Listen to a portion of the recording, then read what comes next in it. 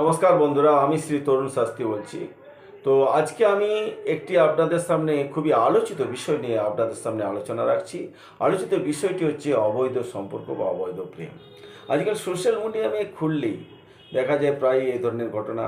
কোনো 50 বা 55 বছরের মহিলা হয়তো 30 বছরের ছেলের সঙ্গে অবৈধ সম্পর্কে লিপ্ত হয়ে সংসার ত্যাগ করেছে। কিন্তু এর জন্য দায়ী কি শুধুমাত্র আমাদের পারিবারিক ব্যবস্থা বা সামাজিক ব্যবস্থা বা অর্থনৈতিক ব্যবস্থা তা নয়। এর পেছনে কিন্তু প্রধান দায়ী হচ্ছে তাদের গ্রহগত অবস্থান।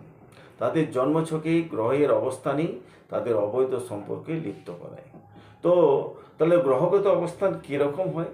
যদি কোনো লগ্ন চাটে যদি পুরুষের ক্ষেত্রে দেখা যায় যে শুক্র পীড়িত হয়েছে শনি রাহু দ্বারা, শুক্র পীড়িত হয়ে শনি রাহু দ্বারা 6, 8, 12-তে থাকে বা ষষ্ঠ, অষ্টম, দ্বাদশে আছে, তাহলে কিন্তু তাদের অবৈধ সম্পর্কে লিপ্ত হওয়ার সম্ভাবনা আছে। অনুরূপভাবে যদি মহিলাদের ক্ষেত্রে যদি মঙ্গল পীড়িত হয়ে শনি বা রাহু দ্বারা পীড়িত হয়ে ষষ্ঠ, অষ্টম এবং দ্বাদশভাবে অবস্থান করে, তাহলে কিন্তু এ ধরনের ঘটনা ঘটতে পারে।